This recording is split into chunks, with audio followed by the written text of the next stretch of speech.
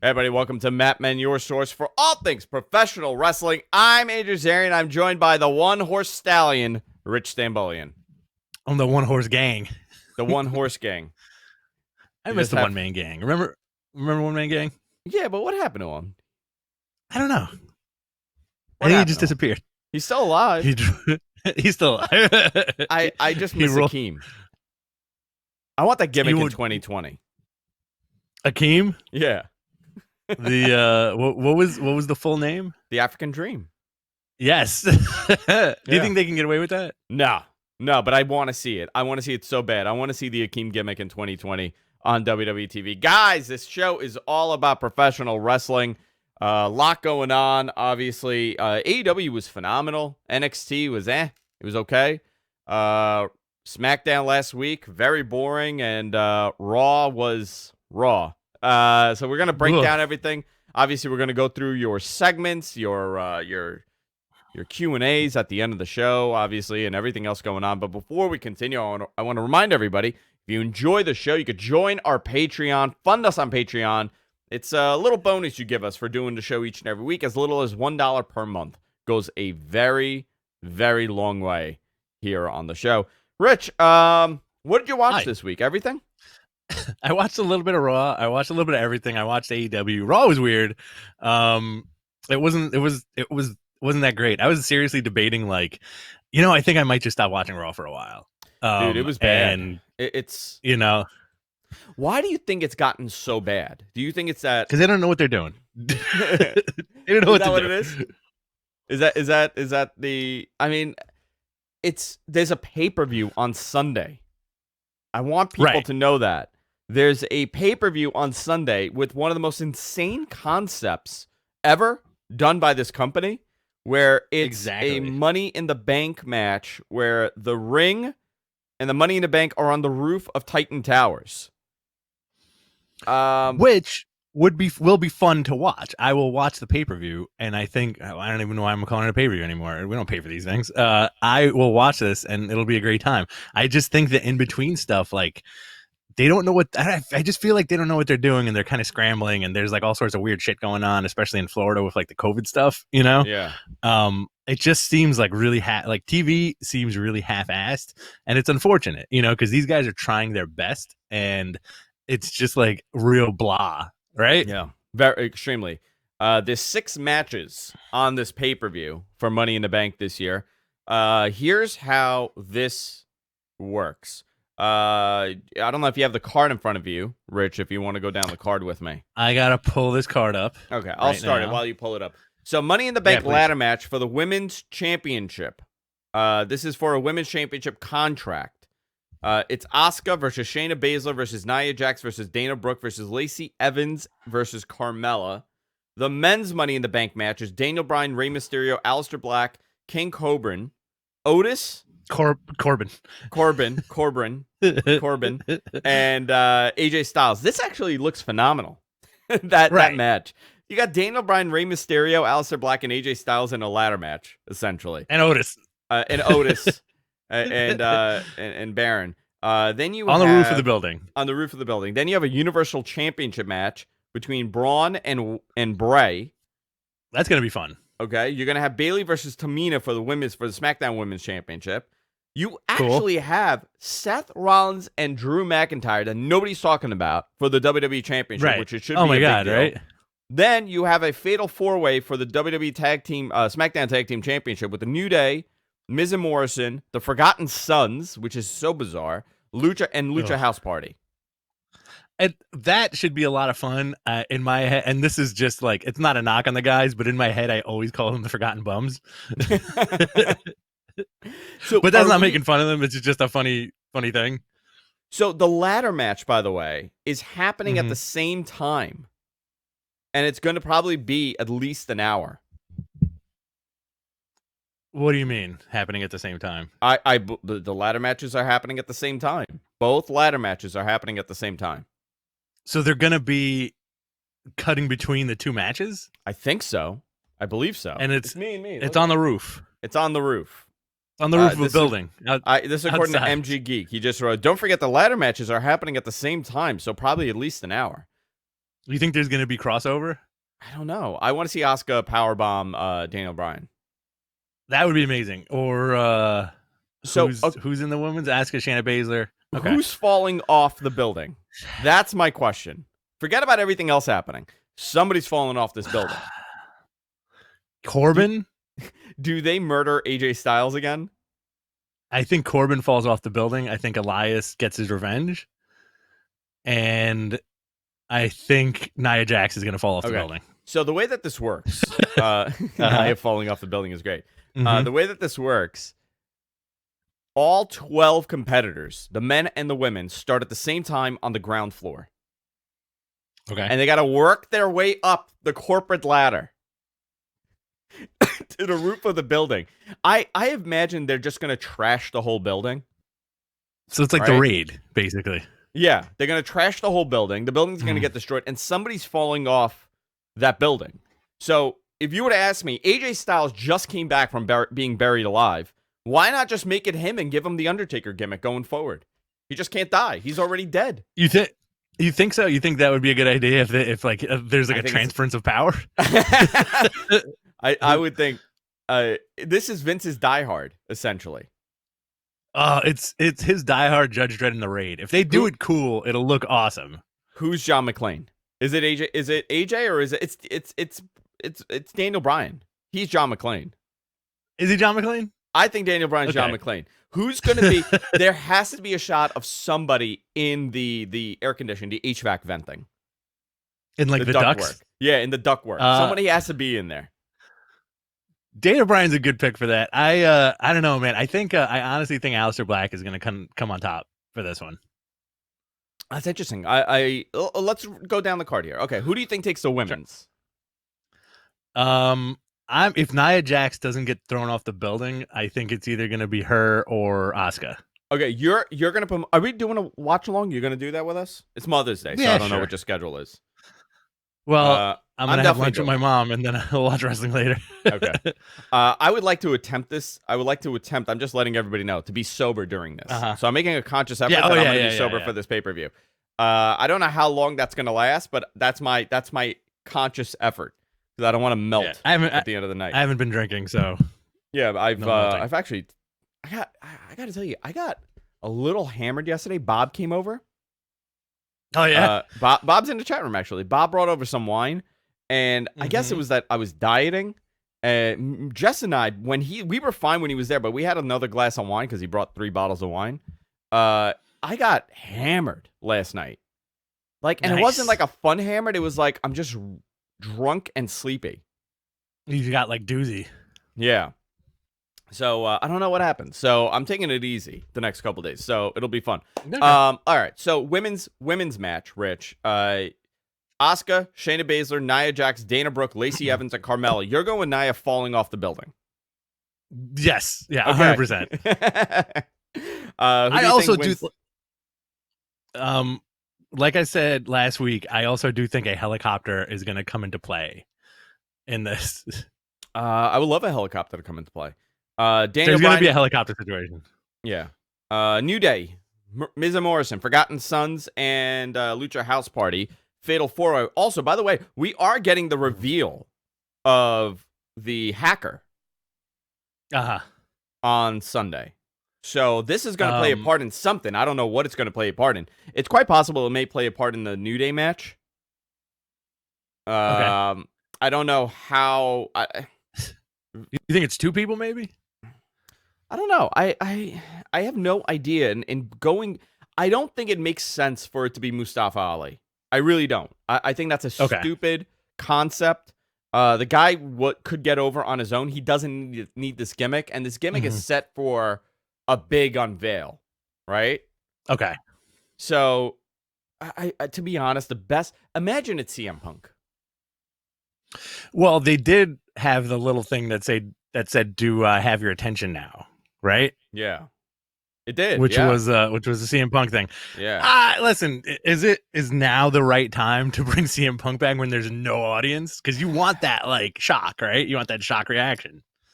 I'm not saying it is, right? I'm not saying it's CM Punk, but if you were to, those ratings have been abysmal. You want the ratings to pop. This is the moment. Yeah. And you build towards The rings SummerSlam. are We're terrible. in May. By the time the summer comes, by the time late August comes, we'll be in a very different predicament, hopefully. Maybe this is a moment. I don't know. I'm just throwing a thought out there. I'm not saying it's him. I haven't heard it's him. I have a feeling it's going to be Mustafa Ali, which is bizarre. Maybe Woods is the hacker. That would be kind of fun. But I what if it is a tag team? You know, it might. What if it's like Ali and Gable? Because those are the two names that have been floating around, right? What if it was Ali and Gable? Because those are the two names that have been floating around. Maybe it's two of them. It's two people. Maybe it is two. Yeah, maybe it is two people. I mean, if the guy in the video represents who it is, I don't know who it could be. I mean, could it be Ali? Yeah, it could be him. It could be him and Gable. Like I said 3 times already. Are you okay? Yeah, I'm just no. I'm going through an article saying it's most likely going through Ali. some shit. I'm going through some stuff right now. No, I was just reading a story that was sent to me. So I don't know. We'll see. Is what Deacon happens. holding you at gunpoint? He's been holding me at gunpoint for the last 20 years. Is he standing off screen with just like a pistol aimed at you? Imagine he just controls the whole show. Now you talk about CM Punk. Now you talk about wrestling. All right, so women's match, you're going with Nia Jax falling off the freaking building, and who wins it? And Asuka winning. Asuka winning. All right, what's the next match you have here? Let's see. We got Drew McIntyre and Seth. I have like a weird feeling that they're going to put the belt back on Seth. Oh man, I think that's terrible. But I hope not. You know, I hope not. it's a squash match. To be honest with you. I'm gonna go with Drew. I have no idea what they're gonna do with this. Kind of lackluster. World title, first big major world title defense by Drew. Obviously, that has to do with the fact that we're in the middle of a pandemic, so it's not his fault, really. I'm gonna go with Drew. You're going with Seth. Okay. Sure. Let's see what else we got. Bayley and Tamina. I'd like Tamina to get that belt. Bayley and Tamina. Yeah, let's put it on Tamina. I'm okay with this. Okay. Braun Strowman, Bray Wyatt. What do you think? God. Braun got the belt because Roman went home, right? By the way, Roman had twins. Right. So that's why he's off TV also right now. They're keeping him away. Okay. He just had twins. He's, obviously he's immune compromised. So there's nothing weird happening. A lot of people are very curious about the fact that he's been removed from videos. There's nothing weird happening. He's fine with the company. I asked, they told me it's all just internet speculation. I'm going to go with Bray. Okay. I'm going to go with Bray. I'm going to say that, right now, is this a moment to beat Bray again? No, because he just beat John Cena. Right. So I'm going to go with Bray. And plus the whole thing with the Goldberg match, I could see Braun Strowman as like an interim champion because this should have been Roman, right? This would have been Roman with the belt. Yep. And Bray would have challenged him anyway. I think this is a good time to get the belt back on Bray, and they already gave him that custom title too, right? So he can bring that back on. You know what they missed with this? If Roman, I'm going to tell you right now, if Roman had the belt, right, and Drew had the belt, and now it's Money in the Bank, I guarantee you we would have seen a backstage moment of them crossing paths. You think so? With a lot of wet hair, just dripping wet hair. That's all it would be. It would be like, good luck. Oh, Bachelor 3000, $4.99 at Rich. Your skin looks flawless. Pump it up, my guy. Thanks, buddy.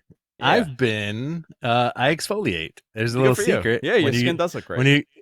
When you get older, you got to start taking care of your face. Yeah. I laid out. I went tanning. I was tanning in my yard the last 2 days. Nice. Yeah, that's right. That's all I do now. I just lay out and I hope for the next day. What else do we have here? We talked about the ladies, talked about the men's. We have the New Day versus Miz and Morrison versus the Forgotten Sons versus Lucha House Party. The Forgotten Bums. And the Forgotten Bums. Steve Cutler, Jason Riker, and Wesley Blake. I think for this match, it's going to be Riker and Blake. And Riker was the former Gunner. Gunner from TNA. I always liked him. Yeah, what's these guys have been in developmental for how many years, and they're not. I mean, I don't think they're young, right? I think Gunner's 37. Cutler is, I don't have his age, and Wesley Blake is 32. So it's 40. Yeah, formerly of Blake and Murphy, by the way. So yeah, this is a bizarre team, and there's nothing wrong with them. They're just nothing. There's nothing behind it. Well, they're the Forgotten Sons. That's why they're literally are. They're the left. Yeah. They're the left behinds. I think they're going to put the belt on them. You think so? Okay. You know what? I'm going to go with that, and I'm going to say this teases a further New Day breakup. I don't know, man. You keep talking about that. We've been talking about that for like 2 years. That shit ain't going to happen. I was told it is. So really? We'll see. Yeah. I was told very the problem is there's a lot of money. They have the same John Cena problem, right? A lot of money's tied up in merch, and right now there's no merch. So might as well use it now. Use this breakup now. When there's no merch sales, obviously in the building, and nobody in the building, and you create a nice program. So imagine if they come back. I'm just throwing an idea for SummerSlam or Survivor Series. How much heat that match would have between Kofi and Big E and Xavier, kind of in the middle. Oh, forget it. I think that's a great hot match. I think Big E turning heel on Kofi and having Xavier kind of in the middle. Maybe do a special guest referee, and then he turns on Kofi. Okay. I think that's phenomenal. I'm really into that. I'm not, for some reason. You're not, really? I'm opposed to like doing anything with those guys that's not entertaining. Like don't do the split and the heel move and then like the big hug and all that. Like that stuff worked for the Shield. When they all went their separate ways. 8 and then months later, we'll go 8 months later. Kofi's getting a beatdown. By some mega heel, and all of a sudden they come in to rescue him. And that reunion, they give that big hug. That building pops. I disagree. I feel like if they get split up, they will be the new Forgotten Sons. You think so? Okay, it's possible. I think so. It's possible. I think if they get split, because they're like they operate so well together. I think separately, it's like when it's like the original brand split when they split like Bub and Devon. Terrible. And you got a year of Devon with intern Deacon. Did you hear the interview with Big E where he was talking about what his gimmick was going to be in FCW? He was going to be a mailman. Oh, so good. And he was going to wear like the short shorts and the satchel. Do you think because of the lockdown stuff that WWE should go more towards the old school gimmicks? In what way? Like just cartoonish? Yeah, like the Forgotten Sons are all mechanics. They all wear like mechanics. Why not? Yeah, like mechanic jumpsuits. What are the Miz and Morrison? Miz and Morrison, they could. Well, let's see. What would you give them? Club promoters. What? What did you say? Club promoters. Club promoters. Yeah, really bad New York City mid-range club promoter. Trying to get underage girls into the club. Yeah, listen, just show my card. To the front of the line. Just show my card. Tell them you know me. Tell them you know Mike, and then you're in. Tell them Mike the Miz sent you. We'll get you right in. Yeah. Front of the line. You don't gotta wait, honey. Not with me. Listen, let these girls in. They're with me. All right. Take care of them. These girls aren't, you're not like these other girls over here. She's with me. Let's go. I love that. I actually love that gimmick. I'm going to go with Forgotten Sons on that match. What else do we have? That's it. We didn't talk about who you think is going to win the men's. I have my money on Aleister Black. Okay. The men's. Well, we got... It's not going to be Ray. I mean, that might be interesting. It depends on who's going to challenge who for what, right? That's what it really comes down to. Right. So AJ's on the Raw side. Otis is on the SmackDown side. It's Alistair's on the Raw side, right? Mm-hmm. So I guess it's kind of split in three. Corbin. Oof. He already had the winning. He had it. Yeah. I'm gonna go Aleister Black, and my reasoning behind it is because he's getting bigger, right?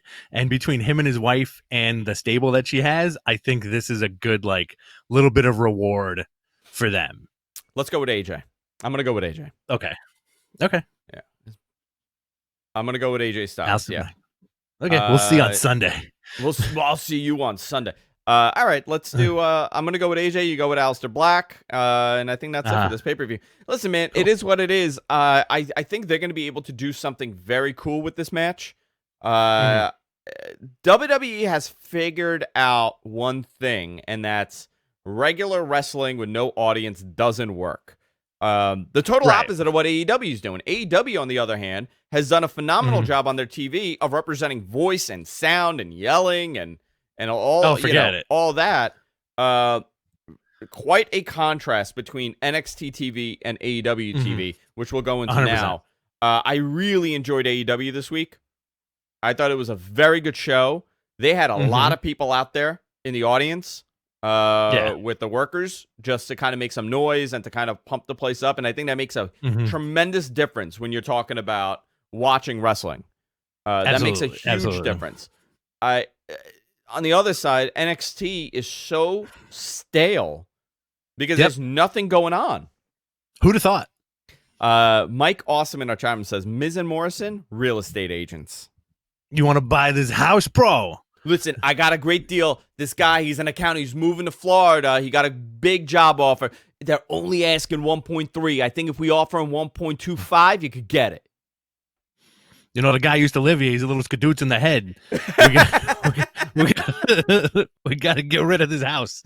Everybody has that same voice. Yeah. For any of those gimmicks. Mrs. Morrison will have that voice for any gimmick they do. That's perfect. He's a little skadoots, this guy. You know, he went up the river.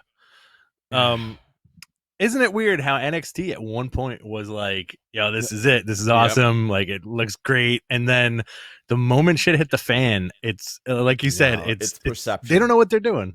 Yeah, so a lot of it is perception, right? NXT on TV was phenomenal.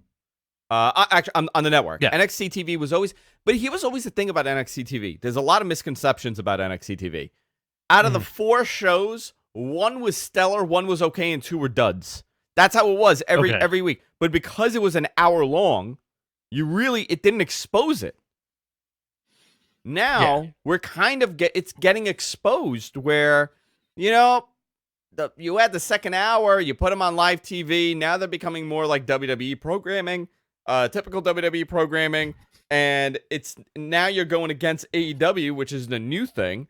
A lot of the perception has shifted, even though there's really not much change in the product. Yeah. And this is a great example. Look at the amount of talent NXT has. Just the sheer amount of talent. It's unbelievable. I think they have a deeper roster than AEW for sure. Oh, absolutely. They have a lot of personality, a lot of big personality on that roster too. And that's also evident by guys showing up on Raw, like the Forgotten Sons were NXT guys and now they're fighting for the tag belts, right? The Angel Garza, Austin Theory, also very quickly NXT guys, and now they're on Raw with Zelina Vega. So like there's always going to be a shift, and I think having Balor on the show isn't enough to sway ratings and viewership. I think they got to start putting other dudes on the like guys from Raw and SmackDown on NXT regularly. Yeah. I don't know. It feels too similar to everything else with them. We'll see. Listen, the next couple of weeks, I expect them to have a little bit of an audience.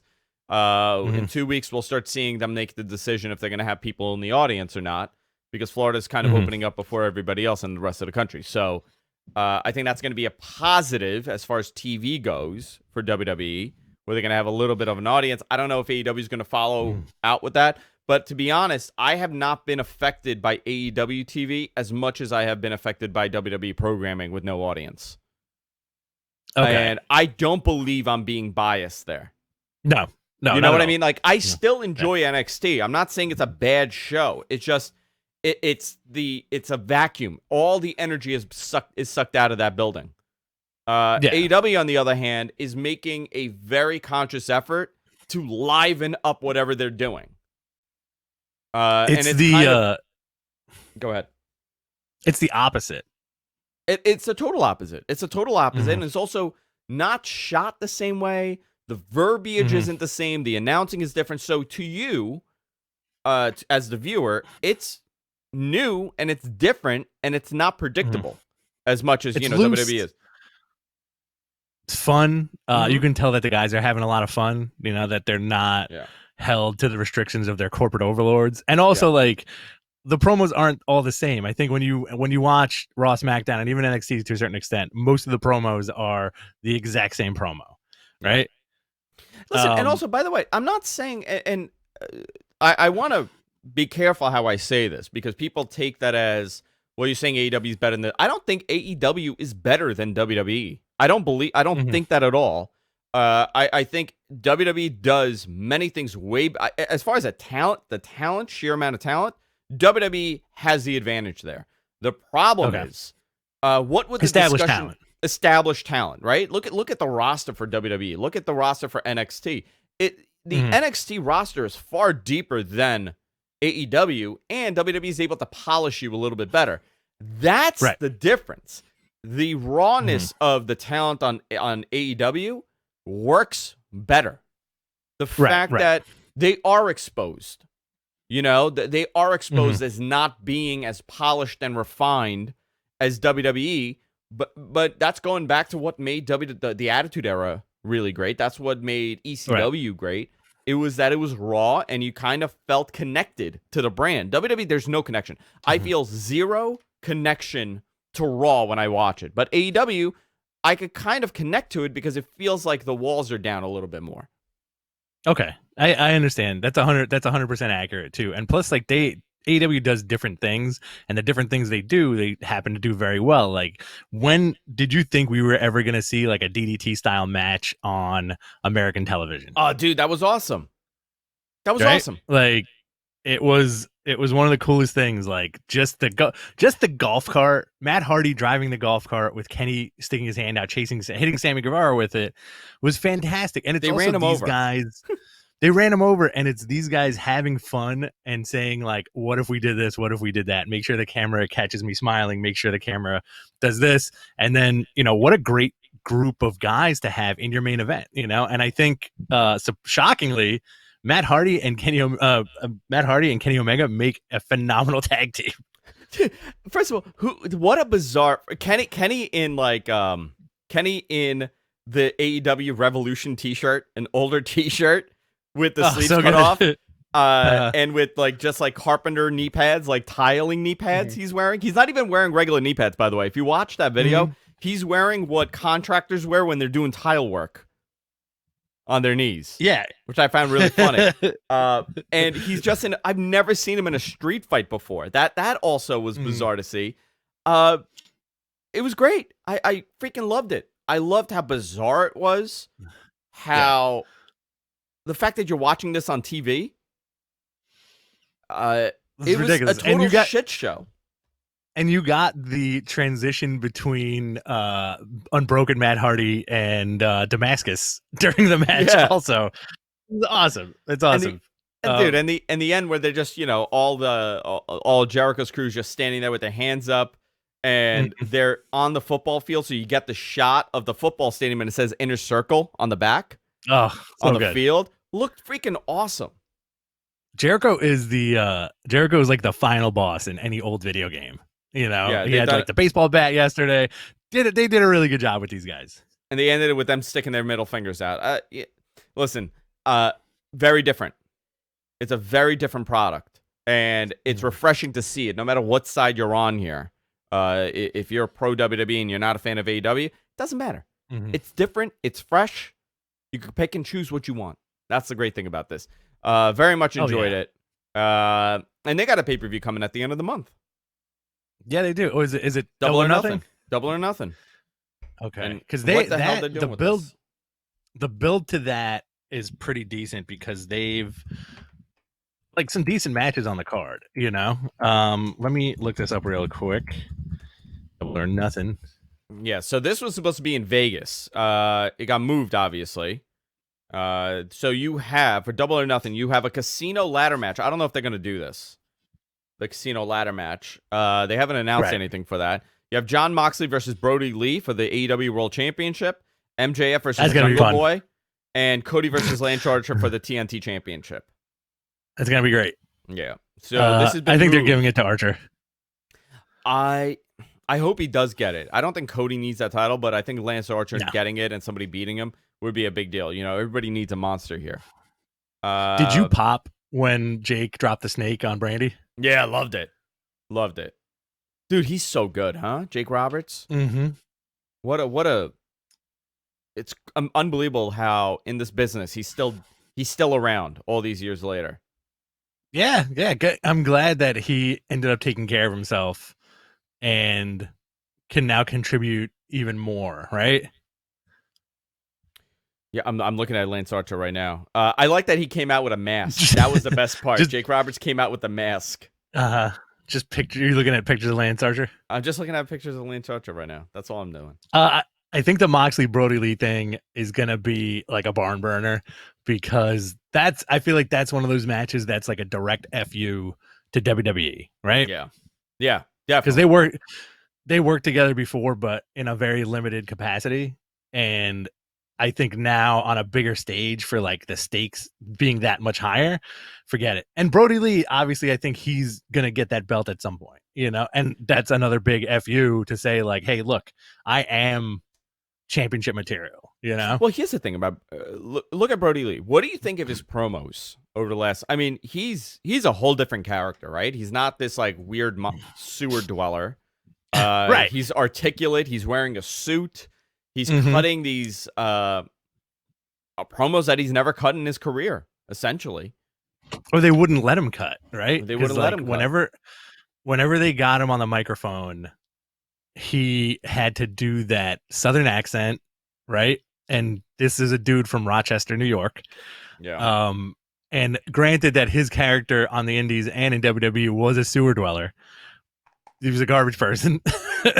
But I don't know, man. Talk about like they really wasted him in WWE, right? Like after the Wyatt family.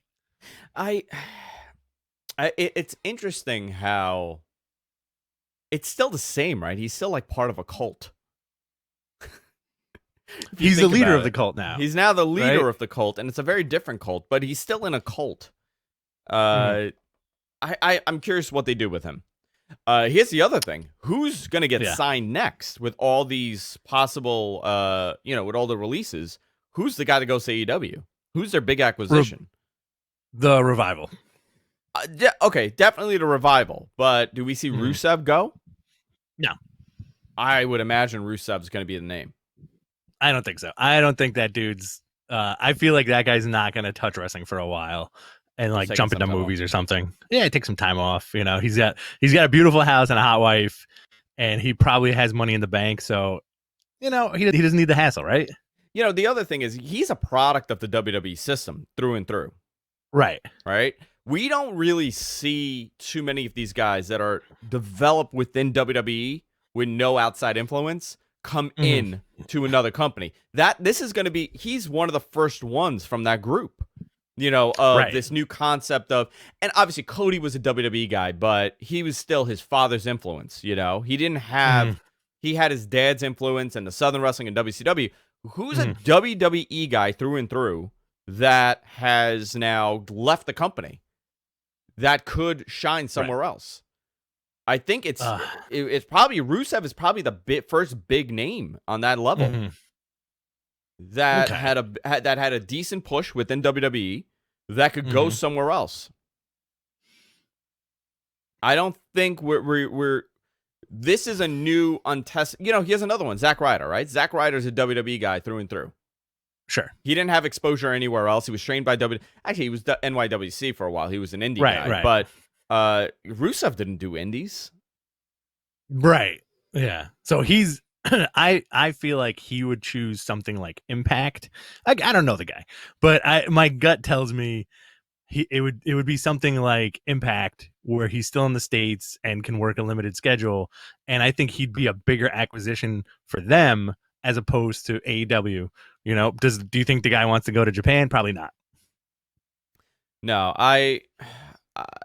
I'm gonna go with. I'm gonna say that we're gonna see him in AEW. I think Impact is a great place if he's gonna just do like a pay-per-view or something just to show up. He could possibly go down that road and just show up random places. He's the one that beats Tessa Blanchard for the title. He's the one that beats Tessa. Oh my God, imagine that. Jeez. He does the matcha. Yeah. And then he has some matcha. I assume that the Revival's gonna show up at Double or Nothing. What do you think? When is the pay-per-view? End of the what is it, May 20 something? Yeah, no, they have to wait out their 90 days. No, I think they got a release. Okay. I think they were just released. Huh, interesting. You know, I wanted to ask you something. Yeah. Okay, so how come the WWE doesn't seem to have non-disparagement agreements in their contracts? They do. Do they? Yeah. Because it seems like people air their grievances on social media a lot, you know. But is that under the guise of, like working? Are you talking about current contract, current people, or people released? Both. Because if you have like a non-disparagement clause in your contract, that means you can't say a bad word about the company you're working with until your contract's over, right? So they 100% have a non-disparagement. They cannot trash the company they work for. That's all under NDAs. You know? They're all under NDAs. It just depends on how the company wants to act, right? Like if I'm under a WWE contract and I go on and I talk about like AJ Styles, he was pretty open about not being happy with his return. Okay, and he was happy about Gallows and Anderson them getting released. He was not happy about that. He was not happy about that. So a guy like AJ is not going to suffer if he goes and bashes WWE. For opening his mouth, right? For opening his, because he's one of the biggest stars in the company.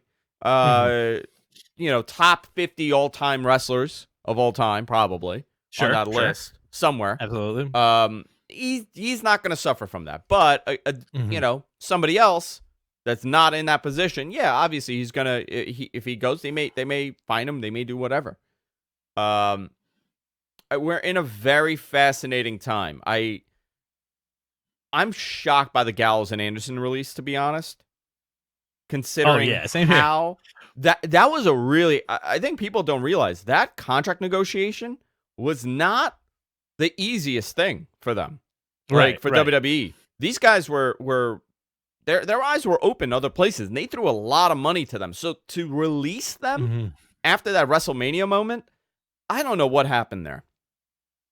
Very strange, right? And also, like the thing with those two guys is like, and if you listen to like any other wrestling podcast or you know with like a WWE sponsored one or like independent ones where you have like wrestlers as guests, most guests have said Gallows and Anderson were such morale boosters on every loop and tour that they did, you know. And I think there was locker room leaders. You're absolutely right. Right. And I think there was a story where Seth, they weren't on it was like a European tour, like it was like a Middle Eastern tour or something, and that they weren't on it, and Seth actually got them on the tour because they make everybody laugh, you know? So I was told that they were, when they first went to the company, it was interesting because you rarely hear this. When an outside guy, like they debuted in a very hot angle. They didn't really do much with it. Because the problem for them was they were doomed by the New Day record. It was the same as, remember when CM Punk had the title for whatever days? Ryback was doomed with that. Because Ryback was going to get the title. He was going to become WWE champion. Right. And it was going to be a match for him and Cena, or him and, you know, they were going to do this whole thing. He was doomed because you couldn't take the title off of CM Punk. That entire tag team division, when Gallows and Anderson debuted, it was set up for them to win that title and to become, you know, they mentioned the IWGP title multiple times on TV. They came in like the outsiders. It was an invasion. You know, you obviously had the Finn Balor connection, you had the AJ Styles connection, but they were doomed because they couldn't get the titles because the New Day were in this middle of this uncanny run. So I feel terrible that it happened, but as soon as they came into that locker room, I have not heard ever in the history of covering wrestling a group of guys that came in from the outside to get to be so liked so quickly. Right. And to be such a locker room leader because they were old school. Their mentality was take care of the boys, be a morale booster, motivate. They are exactly what that locker room needed. But now, listen, these guys they keep hinting and teasing that New Japan return. I 100% see them showing up in Japan and 100% see them working in AEW. No question. No question awesome. about it. This is it's a fascinating moment because they are. You could have that core, the elite, have them feud with the Young Bucks, and say we were elite before you were elite. We were the club before you were the club. They're the founding. We're the elite. Yeah, amazing how the Bullet Club. And I mentioned this. It's a 7-year anniversary of the Bullet Club last week. What a impactful group in pro wrestling. Forget about the whole I like New Japan, I like AEW, I like this, I like that. Has there ever been a stable that has been in every single company at the same time almost? I don't think so. You got to think about it, right? Unless you count like the Click being split between Nitro and Raw, right? Because they were like the original guys who did that. Like you had Nash and you had Scott Hall and Kevin Nash on one end, and then you had Triple H and Shawn Michaels on the other. And they were like quote unquote running the business, right? Yeah. Because between DX and NWO, that's where it was. Yeah. I don't think we've had. I think you're right. DX and NWO, the Click, definitely. But let's take the equation out. Let's play this game right now. Let's take the Bullet Club out of the equation. The Bullet Club never existed. Where would these guys be? AJ Styles, I'm very confident in saying would not be in the position he's in right now if the Bullet Club didn't exist. Him going to Japan, joining the Bullet Club, was probably the most pivotal moment in his career. This was a guy that was making, he was a $500,000 to $750,000 a year guy in Impact. He was their guy. He decided to leave.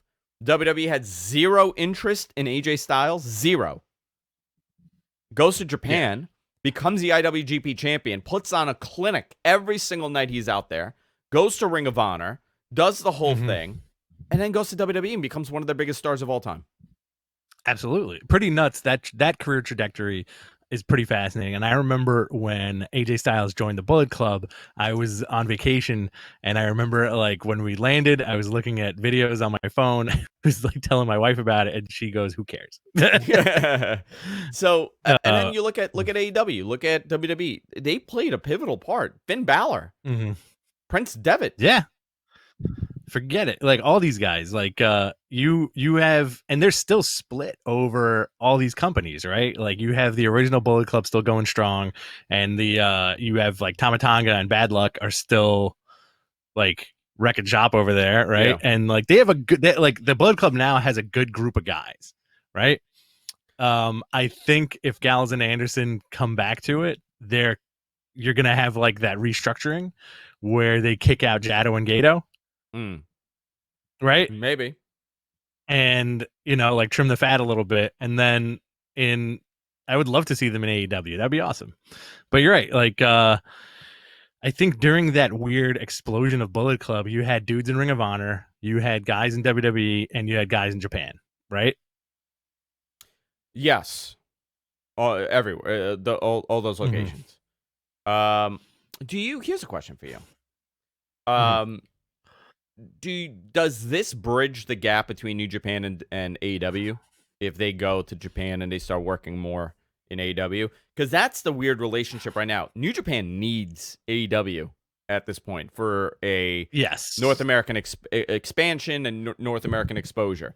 AEW does not need New Japan, but the concept of working together means AEW doesn't need them. But New Japan definitely needs them at this point, right? I think so. I think the story is built in, especially for Kenny Omega, right? Oh, 100%. Yeah. He's the big story here because him and Okada. And you also have Moxley still the US champ, right? Yeah. Jon Moxley's still the U.S. champion. And Jericho has unfinished business, I think, with Tanahashi. a couple of people. Yeah, so you're gonna get those matches at some point when all this stuff gets cleared up, and who knows who else you're gonna see over there. Lance Archer, I think, still has like that open-ended contract, right? Lance has an open-ended contract. Kenny technically has an open-ended contract, which they don't want to use Kenny right now because there's weirdness happening. It's Kenny, it's Jericho, it's Lance Archer, and Moxley right now. Yeah.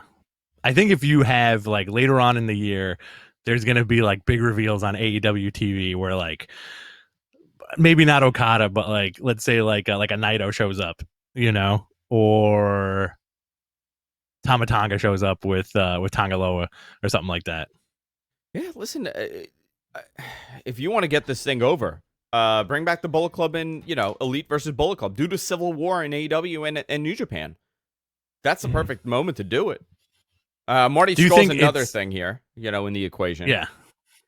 Marty's the weird one with Ring of Honor, where he wants to possibly bridge the gap between Ring of Honor and AEW. There's a lot going on here. And I think this pandemic is changing the trajectory of a lot of these deals and a lot of these no deals. The fact that Ring of Honor has, I don't know how they're going to recover from this. Right. I think Impact will be fine because they have their own TV. And they're very niche, so they'll be okay. But a company like Ring of Honor, how do you, when wrestling comes back, how do you present the product that you want to present? Yeah, how do you stand out? I think that's the big thing because the Ring of Honor, like, I think we mentioned this like a couple of weeks ago too. Like our personal taste for like modern Ring of Honor was that the Bullet Club / Dalton Castle era with like Jay Briscoe and Jay Lethal. Like that was when they could have like really burst through the doors and been like, take a look at us, this is what we do.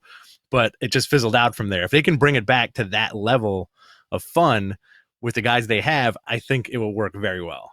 You know, they had a lot of these moments. For me, I keep going to that wrong shot, sorry.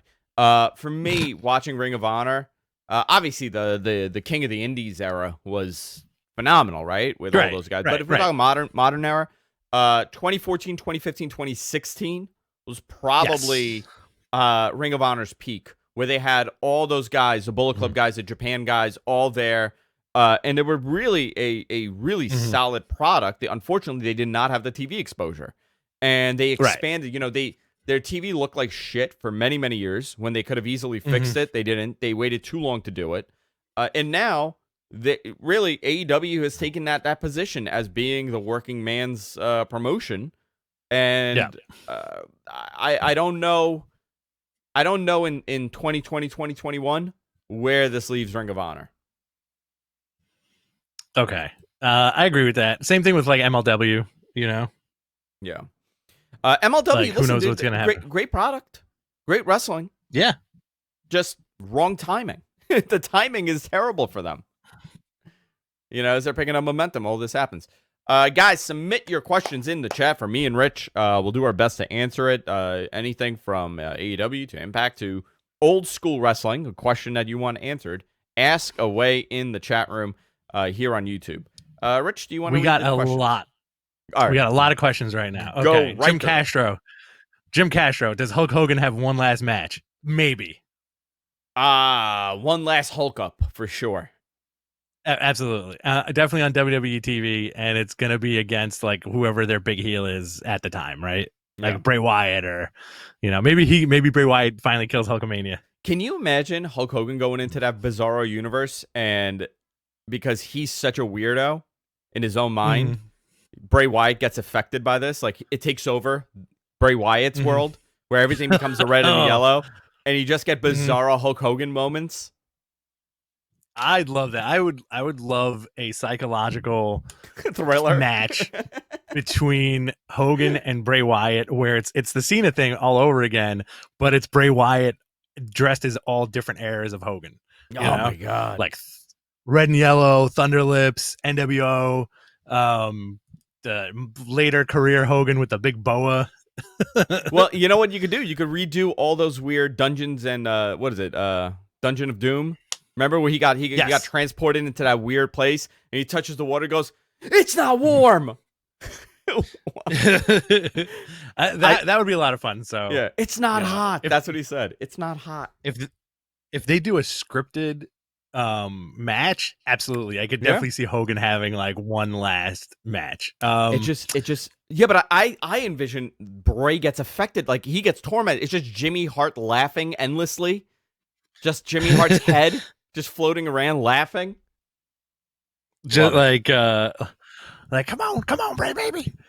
All right, Kevin Robinson, question. What do you guys think about the AEW fine from Maryland? So AEW the Maryland State Athletic Commission fined AEW $10,000 for the match between Kenny and Moxley.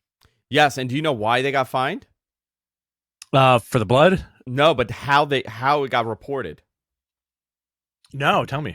A former WCW employee works for the State Athletic Commission and put in the complaint. And stooged? He stooged him? Yeah. That sucks. Yep. $10,000. Right. Big money Chuck, where in his career do you guys think Moxley would be today if he stayed in WWE? I think he would be having bizarre singles matches with nobodies. Yeah, if he stayed, he would have been a heel. They wouldn't have turned him, right? Because he was a heel at the end of leaving. Him and Roman would have probably had a match. Maybe you would have gotten that triple threat Shield match at WrestleMania, right? In this Bizarro universe. And I think he would have been, he would have maybe been feuding with Bray. He would have been on the mid card somewhere, upper mid card. Him and Dolph, him and Baron. Yeah, he had a good run, I think. Right? Like he had a very good run. I think if they could have brought back the Dean Ambrose Bray Wyatt feud again, especially with like the Fiend stuff, that but he pretty much had like a perfect run, right? I think so. For the most part, he got hurt a couple times, but I think for the most part they did. Listen, he's a world champion, right? He was WWE champion. He was part of the most successful, I guess, stable that the company has created since many, many years ago. I don't think anybody's created a stable with 3 stars like that in a very long time. They did everything the right way. It's just there is a weird ceiling that you reach in WWE, where in AEW we don't have that yet. Right, and it's kind of interesting too because like I think there's a lot to be said about that burnout ceiling in WWE, where like guys like Seth and Roman will always be on top of the card, right? Yeah, like they're made guys for sure. Cena's a made guy, and those guys are like few and far between. And Moxley Ambrose had a great run. Like who could ask for a better run in wrestling, right? Yeah. To be able to do your full contract, still get your royalties, do it the right way, and then show up and do things you want to do, right? Like great career. Yeah.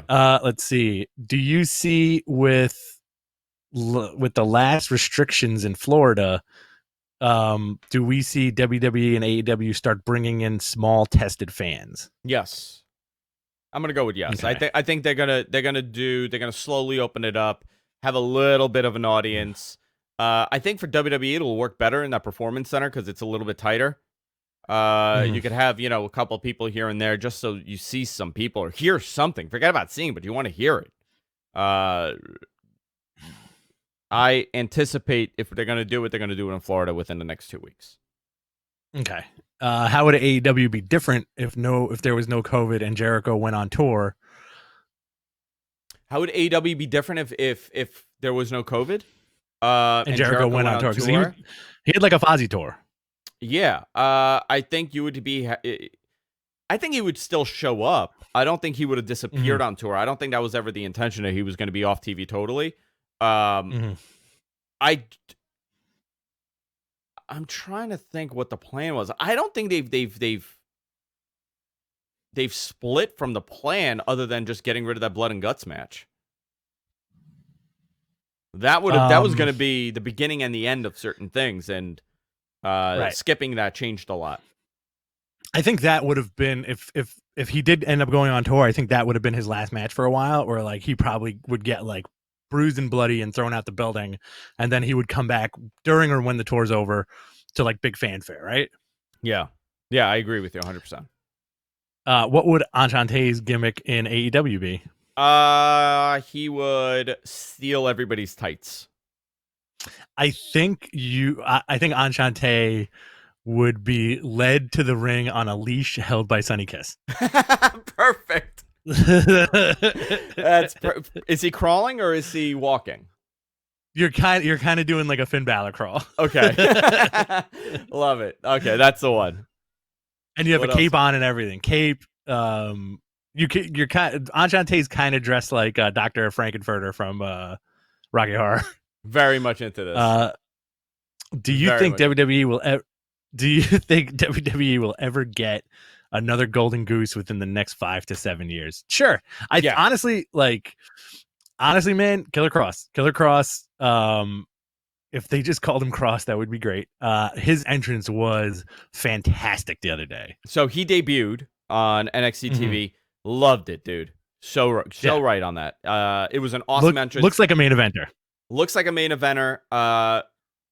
Him and Scarlett together works. I'm just, who does he feud with? It's going to be Ciampa, right? Sure. Ciampa, he's going to go through all those guys. Wouldn't mind him and Balor. Wouldn't mind him and Adam Cole.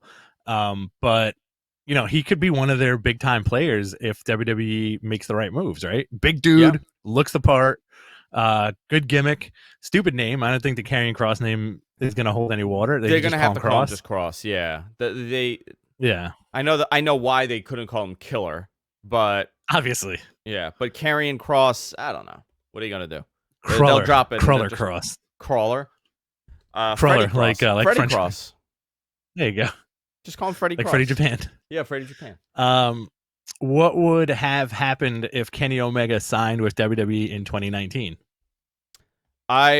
So we get asked this question a lot, and I'm always adamant that he would have been world champion.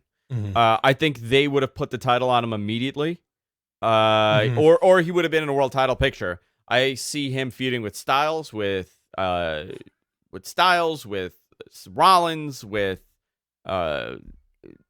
Daniel Bryan, Xavier. Yeah, you could do the New Day thing. I could see him being a world champion very quickly in that company because he was hot at that moment. If he signed with them in January of last year, he was really hot. So I anticipate he would have been a world champion in WWE. I think also. Go ahead. No, go ahead. I would have said multiple time tag champ by this point also. Okay. Yeah, I'm willing to bet that he would have had a better run as a top guy in WWE than in AEW. Okay. That's my pick. Let's see. Let's take a look at these. If Vince sells WWE to Fox, would they become WCW and AEW becomes the WWF? So great question, right? And I was thinking about this the other day. That's a phenomenal question. So let's. It's not happening. Vince is not selling the company. Let's just put that out there. But let's say Vince sells it to ESPN or Fox, right? Okay. Or NBC. A network now owns it. It's not Vince McMahon. It would suck the energy out of everything where there are WWE loyalists for sure. These guys would be so turned off because Vince sold the company and it's a corporation that owns it. It would be the kiss of death for their viewership. I think the viewership would plummet. It would not. It would every mistake or everything that people don't like, they would blame the network. It's easy to blame Vince now because you know what? At the end of the day, this love-hate relationship people have with WWE, it's still your WWE. It's still Vince. It's the guy that owned it when you watched it. It's the same guy. So you're still emotionally connected. Now it becomes a different company, a different ownership. You're not emotionally connected to it anymore. It's almost like certain people would think they sold out, even though that's a ridiculous concept to have. I think it would be a terrible decision, and it would become even. I don't know. I think it would be a major negative. What do you think? If WWE sold to Fox, ESPN, whatever. I think honestly, and we've talked about this a lot. I do think if they made a sell, it would have to be to Disney.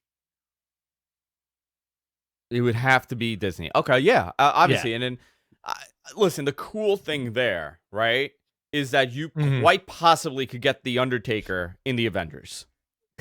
Oh, forget. Right? You could possibly get. And you could get The Undertaker in Star Wars. You could get John Cena in X-Men. That is the bizarre, fascinating thing that the reality would be. They would be in the same fucking universe where WWE, listen, you want a WWE live action film, this is the way to do it. Oh, forget it. Right? Like you Disney, would have, yeah. If I think they're also the only ones who would have the money and resources to buy every single thing that WWE has, right? And also, Disney is the best at creating art by committee, which I know you shouldn't create art by committee, but they are the best at creating art by committee, you know? And I think as far as wrestling goes, I think they would do such a weird, crazy good job with wrestling. I think it would be a lot of fun, you know? Yeah. Let's see. Do you think Tamina will win? I'm sorry. There's one before that. With Killer Kross, what do you think about WWE bringing in darker characters, Fiend, Black, and now Kross? And they tried to do it with Rowan. I think WWE has always had a good run with dark characters, right? WWE, yeah, they've done well with this. By the way, I got a photo of Enchante right now on his hands and knees, and Sonny Kiss is sitting on his back reading a book. Oh, yes. You need to see I love that. I'm saving this for Sunday, by the way, guys. I'll debut this on Sunday. Can you send that to me? Yeah, I'm sending it to you now. Yeah. I can't wait. I can't wait to see this. Yeah, go ahead. More questions. Okay. Yeah, WWE always did great with dark characters, right? Like, dark characters have been a fixture of wrestling. Yes. They've done well. Yeah, I mean, it depends how dark, right? It depends how dark you're going. The Undertaker was a pretty dark character. Kane was a dark character. Mankind was a very dark character. Probably their most... He was a sad character, Mankind. He was always sad. Oh, Jonathan, by the way, phenomenal. I'll debut that image on Sunday. That's a good one. Yeah. I just saw it. Yeah, Papa Shango, the Boogeyman, every version of the Undertaker. And then there were like the failures, like Kevin Thorne. Yeah. Kevin Thorne, right? Mordecai, him as Mordecai. That was another one, right? Yeah. Mordecai was supposed to be the zombie. The zombie, very dark character. The ECW zombie. Yeah, very dark character. But is the Dark Order like the spooky guys for AEW? Who's a spooky guy from WWE? In AEW. I guess the Dark Order is a spooky character. Right? Yeah. I don't know how much darker they are. I think they need to ramp up the spook factor. Yeah. Make them like real spooky dudes. All right. What else? Give me your questions, boys and girls. Do you think Tamina will win the title only to lose it via cash-in just to give her the belt before she retires? Tamina, listen, she's a good heel, you know, to put the heat on. She's gigantic. She's big. It means something to beat her. I know. I'm saying physically, size-wise, right? I don't know why. I would love to see her with the title. I don't know why we wouldn't. But you and I are in a very different boat. We like the character. We like Tamina. I love Tamina. Yeah, a lot of people don't. Great. She doesn't fill it in for a lot of people. But I think having a character like that works. Honestly, like a feud between Tamina and Nia Jax would be gangbusters. Yeah. Will WWE ever put Dynamite Kid in the Hall of Fame? That's a great question. I would say yes. I think many years have passed. Maybe like in the legacy wing, like the legends wing, maybe he'll go in with the British Bulldogs together. I don't think he had a singles run in WWE that's that memorable. Even his time in WWE, it was pre Big Boom. You know, with the British Bulldog, like TV exposure, Big Boom, right? Pre pay-per-view business. So I don't know how much recognition he'll get on that front, but maybe as a tag team he'll go in. I don't know if his past craziness will help.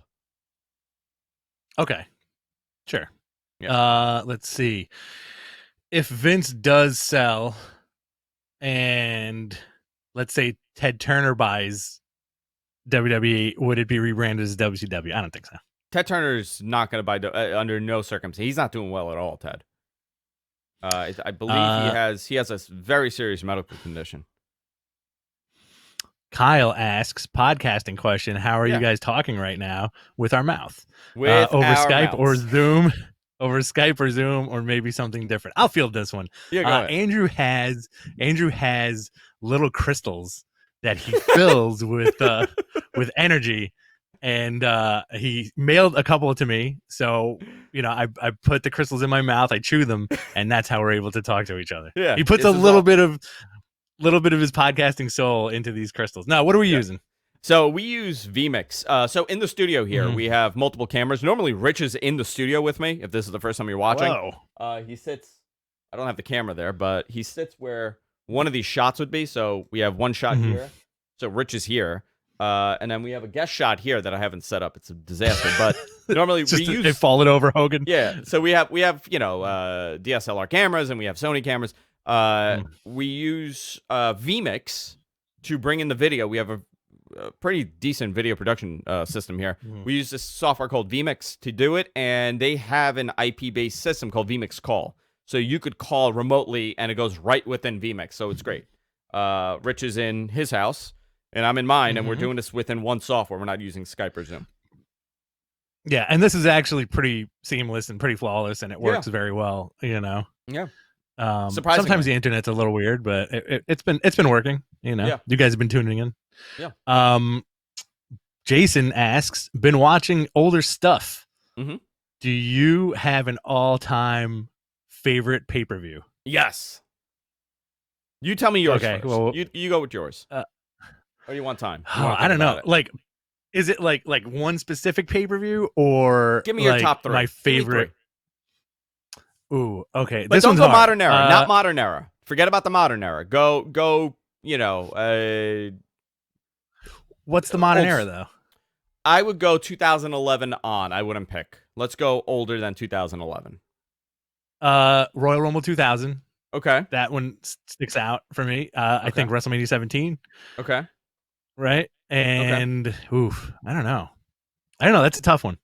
Okay. Maybe one of the in your houses. I would go from my childhood. It would be Royal Rumble 92. It would be SummerSlam 91. If we're going to the 90s. Survivor Series 98, which was the Deadly Games tournament. Love that pay-per-view. I don't know why I love it so much, but it was. I think the theme helps. Royal Rumble, WrestleMania. If I were to pick a favorite WrestleMania I guess I would go WrestleMania 20.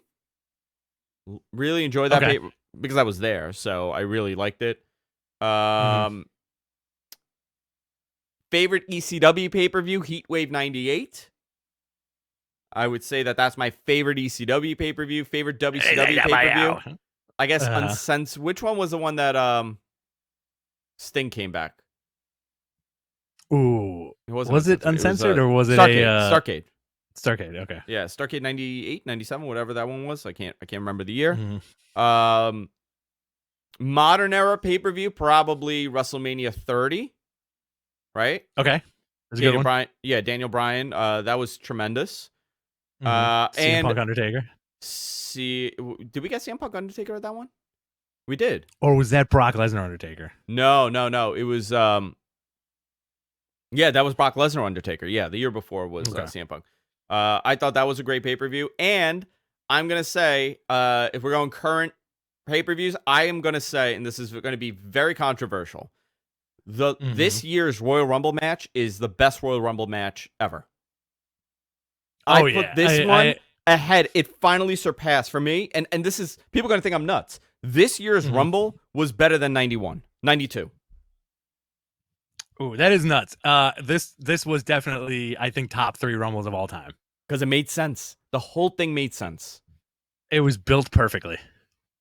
I think a lot of people would have been turned around to this idea if WrestleMania was at the, a regular WrestleMania and we weren't in a pandemic. But everything they did to build Drew was perfect from beginning to end. Brock Lesnar eliminating everybody one by one was exactly what they needed to do. And this is the issue here, right? Where it's about foresight into seeing what they're going to do. You got to think 2 steps ahead. The reason why Brock was so dominant was to put Ricochet and Drew in the ring with him, where Drew eliminates him, but he still needed some help to eliminate this monster. You know, the build was supposed to be totally different post Mania, but post Royal Rumble. But that is my favorite Royal Rumble right now. Great Rumble. Let's see. Do you think, speaking of Ricochet, I think one of the questions was, do you think the team of Ricochet and Cedric will be underused? Yes. Okay. Yeah. Sure. Yeah. Ricochet is one of those dudes that I would like to see back on the Indies and back in Japan, to be honest. I want to see Ricochet anywhere except WWE right now. Isn't that weird? Like, yeah. I feel like we both have lists of guys where we're like, ooh, I don't want to see this dude in WWE right now. I want to see this guy shine somewhere else. By the way, you want to talk about ESPN Disney buying WWE? Ricochet's the character. Ricochet could have his own series. Ricochet could have his own movie. Yeah. Ricochet could be in an X-Men movie. Yes. He would be Nightcrawler. How crazy would that be if Disney does buy WWE and you see these dudes just showing up in random places like Cedric Alexander is a stormtrooper in a Star Wars movie or something? I want to see the wrestlers casted in X-Men, but as a totally wrong character. Like Brock Lesnar is Xavier. I want to see that. I want to see it done in the worst possible way. Juggernaut is played by Kofi Kingston. Oh my god! But with the Jamaican accent. With the Jamaican accent. Who's Magneto? Ooh, Vince. Vince is Magneto. Tommaso. God damn it! I love metal. That'd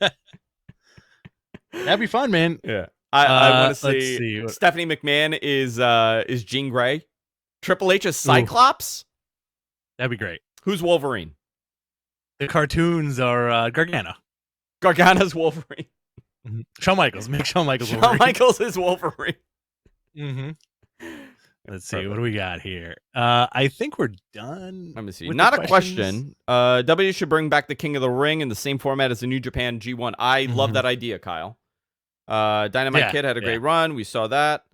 Man, do you think we will see Fury and Lesnar in WWE? Because yes, I think we're going to see that match. I think, but here's the thing, right?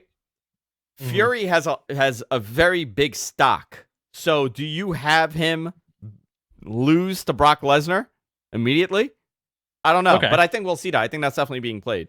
What's the absolute bottom viewer numbers for Raw? How low can they go before they go back to a live crowd? I think the lowest they'll hit is probably around that 1.5 million viewer section. Right now, what was it? The lowest they hit was 1.6 million for the third hour. That is terrible. We're gonna see it plateau. Dude. I don't see a free fall happening, but it's gonna plateau a little bit. 1.4, 1.5 is a very low number. And it'll, WWE's not stupid. They know these numbers are not good, but I do want to say I spoke to someone at the USA Network, and they are just happy they have the content. They have WWE. Yeah. Like that's also fascinating. And Fox also. Fox is in the same boat. They're just happy they have live first run programming right now, sports based. TV is in a big. This is a underlining issue here. Where I spoke to a friend of mine also at Turner with Warner Media for their ad revenue, right? These guys, I'm just going to say, if they did not have AEW on that network, the ad revenue would be really bad for the overall network. And same with WWE, with NXT and with Raw and SmackDown. My leg is cramping. Jeez. These guys... they're just happy they have first run programming they could sell. So absolutely, with Turner not having basketball for the playoffs, not having nobody has any live sports. Fox with baseball, ESPN with baseball. These guys are just they're dying for first run programming. Luckily for NBC and Fox and TNT, they have it. Yeah. Let's see. That I would say the bottom number is 1.5. I could be wrong though. Put cut of rich. Blah, blah, blah. WCW Mayhem 99 best paper. I don't remember Mayhem 99, Adam. I got to go back. Yeah. Has Greg Gagne ever broken the 220-pound barrier? What? Greg Gagne. Has he ever crossed over? As far as weight goes? Did that question break your head? It did. I don't know what that means. Explain, please. I love WrestleMania 10, says Adam. That's great. Yeah. As much as I crap on In Your House, but the number 4 holds special place to me. Okay. 97 Goldust debut. Brock Taker. No, I'm just going down the list. Oop, and I lost everything here. Sorry. Sting versus Hogan 97 Starcade because 98 was really Nash Goldberg. Oh yeah, that was the stun gun. Andrew's right. 2020 Rumble best is now the best. Totally right and not crazy. People need to think beyond. Oop, what's happening? Oh, I entered the void. My camera freaked out. Zelina's Magneto, says Kayfabe Chronicles. That's fucking perfect. Love that. No, it would be... I'm just trying to find another question here. Dark Side of the Ring. Oh, did you watch a Herb Abrams special? No, I didn't. I watched... Okay. I'm a little behind. I watched the Dr. D one. What you think this week? I loved it. That was great. I can't believe this dude's an insane bounty hunter. He would have had a reality show. This guy would have been the biggest bounty hunter. He would have been Dog the Bounty Hunter before Dog the Bounty Hunter. Do you think Dog ripped him off a little bit? Because it kind of seems that way. I think everybody ripped him off. This guy was great, man. You know, John Stossel came out like such a douchebag in that fucking interview. Yeah, absolutely. like a real douchebag. And I actually like some of like his stuff he used to do for ABC, like the expose stuff. For I just what a he's like yeah. All of a sudden, you know, I went to a WWE doctor and he told me that I forgot what he said. It's like a fake condition where he's hanging on to it because he's in a lawsuit. That's why he feels these pains. And at the end, he goes, oh yeah, and all of a sudden I got the money. I got $250,000, and all of a sudden the pain went away. Yeah. He didn't come out that great, but you know what? Like, good for Dr. Dito because that dude transitioned out of wrestling into like a successful bounty hunting career. Yeah. It was interesting how they showed Hogan putting Munch to sleep. Yeah. Right? Detective Munch. He'll always be Detective Munch to me. But that was way worse than the slap. Because Munch fell and I think he needed surgery. Like he got badly concussed. He got hurt really bad. He got 9 stitches, I think, in the back of his head. Yeah. The Herb Abrams one is interesting. So I really recommend watching it. So Herb Abrams, for people who don't know, started something called the UWF. It was not the UWF, but a new UWF. It was in 1990. He grabbed essentially anybody that was released by WWE. So anybody like Bruno was there, Slaughter was there, Greg the Hammer Valentine, the Killer Bees. You know, like anybody that was released from the 80s, he grabbed. And the concept was he wanted to go head to head with Vince. And this guy was such a carny shyster. He had all this money back in him somehow. He had 2 bank accounts. One that he would pay like Bruno, and then one that he would bounce the checks for the talent. It went nowhere. They had a TV deal, I believe, with the precursor to ESPN. Right? What was it? Sports Network, Sports whatever. That sold something to ESPN. Like Sports eventually. Zone or whatever. Yeah. Whatever it was. I think that's sold to ESPN. He was onto something. I mean, he really tried. He had pay-per-views. He was trying to compete, but it's impossible. You know, you can't. You run out of money quick. You didn't draw a house. The attendance was terrible. I think they had like 1,000 people buy the pay-per-view. It was one of the worst pay-per-views sold ever. Just the guy was nuts. He was a crazy alleged drug addict that started a promotion to go against Vince. Crazy. Which, I mean, it's not recommended that people do that, right? It is not recommended people do that. So I thought it was interesting. Do you think? We got one more question. Do you think NXT was what WWE ECW was supposed to be? In some ways, maybe. Yeah. So in some ways, so the concept originally when they brought it back, it was going to be a WWE website exclusive show where it would focus on older talent coming in to elevate younger talent. So they were. It was essentially developmental. With instead of having independent names in there, big time indie guys, it was going to focus on unknown talent being developed and then having like a Rob Van Dam or a Sandman there.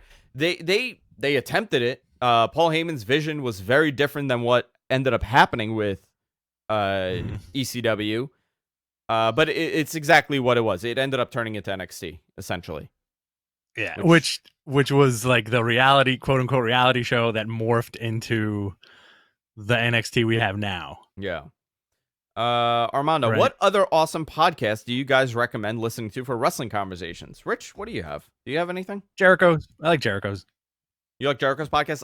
If we're going, I have a whole bunch. I think we should. You know what would be cool if we did a list of podcasts that we personally like other wrestling podcasts, not so much like guys covering wrestling, but like wrestlers covering it.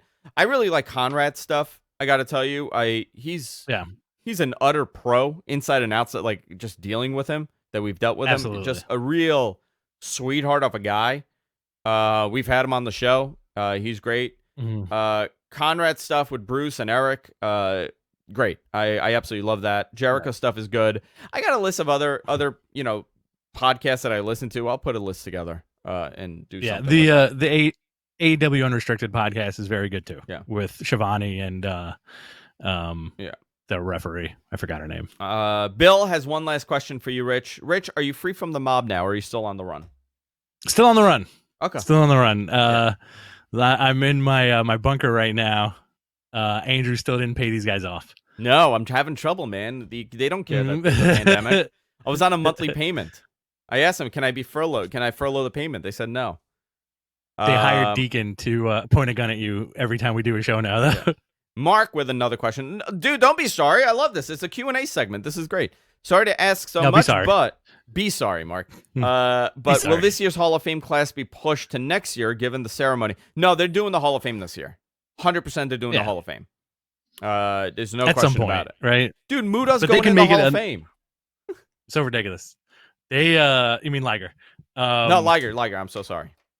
They could make a really nice show of it, especially after, like all this stuff is over, right? Like you can have like a really nice ceremony. You can have like a nice big event. And I think they can make it special and put it on the network. By the way, Bill's paying off your mob debt. He gave $5. Thanks, man. Add like 7 more zeros, and then we'll start talking. Thank you, Bill. I got in trouble. You can maybe buy a drink now. Would Dr. D found his way in the main event tag match at WrestleMania if he wasn't fired? He definitely would have been involved in some way in WrestleMania. He was on the decline at that point. You got to remember, it wasn't like he was on top and he was on the decline. He's pre-boom. So I don't know what positioning he would have had in wrestling. It's hard to say, but I think he would not have been a main eventer for sure. I've seen a question on Twitter. Dream match for Reigns. Rich? I got 2. Okay, go. Immediately, 1, Kenny Omega. Okay. 2, Okada. Okay. You know what? I'm fine with that. That's a great question. Yeah. Great answer, too. Mattman, didn't Herb Abrams pay Dr. Death to beat up Steve Ray in UWF? There was some story with that. I think something like that. I can't remember for sure. There was some weird story where somebody got paid. I can't remember. I know Steve Ray was involved, but I don't know if it was Dr. Death. There was some weird story with that. Yeah. Awesome. Yeah, I think the recording. Okay. All right, guys. That's it for this week's episode. Guys, Sunday night, 6:30 East. We're back. We'll be back, baby. Along. We're doing another watch along. First one since WrestleMania. The last watch along that we did was so much fun. We had such a great time. We're gonna do it again. I kind of want to do this for every pay-per-view at this point because it's having a TV here. It's so much easier just to look at the TV across from me. Yeah, absolutely. So we'll do the watch along. It'll be a lot of fun. This Sunday night, we'll do a little preview to the show, and then we'll watch the pay-per-view with you guys. Maybe we'll eat some food. Oh my God, Blue Meanie's here. Forgot to mention, cheap plug for the Mind of Meanie podcast. Meanie, everybody go check it out. You want to talk about a wrestling podcast? I really like. There you go. Blue What's up, Meanies podcast. Meanie in our chat room right now on YouTube. Cheap Plug for Mine and Meanie podcast. Definitely, everybody go check it out. That's here. Definitely go check out the Mine and Meanie podcast. Get it everywhere podcasts are available. Also, it's on his Twitter. He has a link in his Twitter. And also, there's a Mine and Meanie podcast Twitter, so you can find him over there. Love you, Meanie. Awesome. Love you guys. We'll see you all on Sunday night. Maybe, hey, Meanie, maybe you could call in. We'll do a guest roundtable. People could call in and just say hi and plug in their podcast and everything. Maybe we should do that. That'll be cool. Yeah, that'd be all right, great. guys. We'll see you all later. Take care. Goodbye, guys.